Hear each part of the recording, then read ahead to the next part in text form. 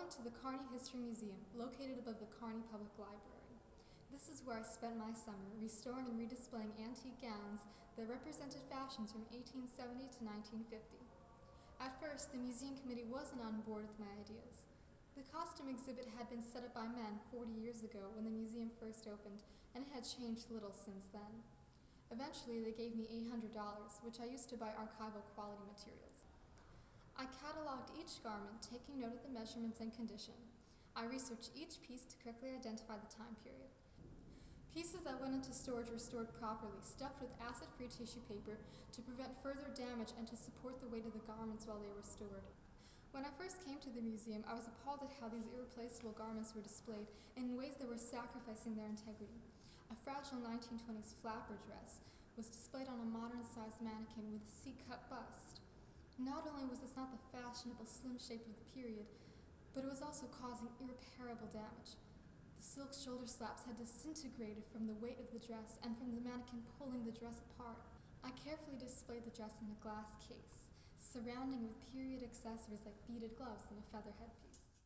For the Victorian and Edwardian gowns with petite corseted measurements, with some waists as small as 24 inches, I bought special styrofoam dress forms which I could carve to accommodate those iconic proportions. These forms were carved using various knives and sandpaper to sculpt the styrofoam. Some dresses required petticoats to provide structure and support. I researched and recreated petticoats from 1870, 1906, and 1910. Through the entire summer, I redisplayed a World War II Waves uniform, a 1910s graduation dress, a flapper dress, an Edwardian visiting gown, a Victorian corded silk gown, and a number of infants' clothes. I also worked on wedding gowns from 1906, 1910, and 1926. There were many surprises in this project. When I removed an Edwardian visiting gown from its mannequin, I was surprised to see that the dress was actually too big for the mannequin. It was about a modern size 10. This is remarkable in that women from this time rarely reached these proportions, and this dress probably belonged to an older woman. I padded up the mannequin with layers of cotton batting to create the correct shape and show off the unusual size of this dress. My favorite success story from this project is the 1906 wedding dress, complete with marriage certificate and portrait of the couple on their wedding day. It was displayed on a wicker mannequin, which was problematic in that the wicker was slowly wearing away at the delicate silk and lace. The iconic S-bend shape of the period was also lacking.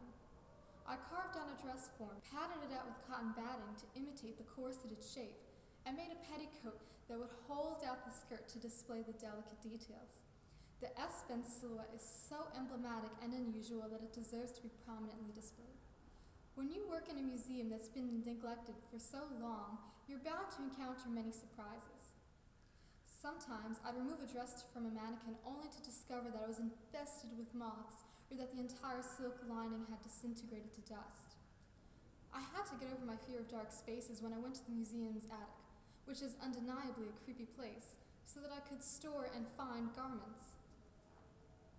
I was also surprised by some of the creepy mannequins I unleashed when I removed the dresses from them. Some people have this idea that antique clothing is disposable, that there's always more of it, that we can take Victorian and Edwardian clothes and chop it up and use it for Halloween costumes and leave it underneath an enormous skylight so that it can fade into oblivion. But this is not true. Antique clothing is indisposable, in that it is unique, most likely one of a kind, most likely handmade, and there is not an infinite number of these pieces available.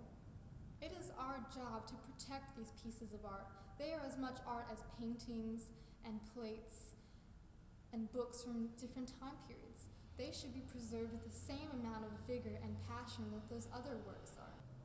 Antique clothing represents an entire microcosm of how people lived 100, 150, 200 years ago. Antique clothing can really be a learning source for us, for our children, and for older people as well.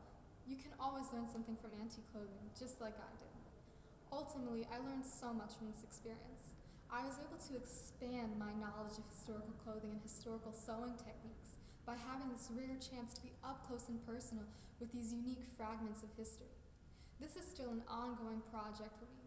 I visit the museum often to make sure everything is clean and to catalog new donations. Because of this experience, I'm considering a career in museum or archival work. Maybe one day I'll be the curator of the costume exhibit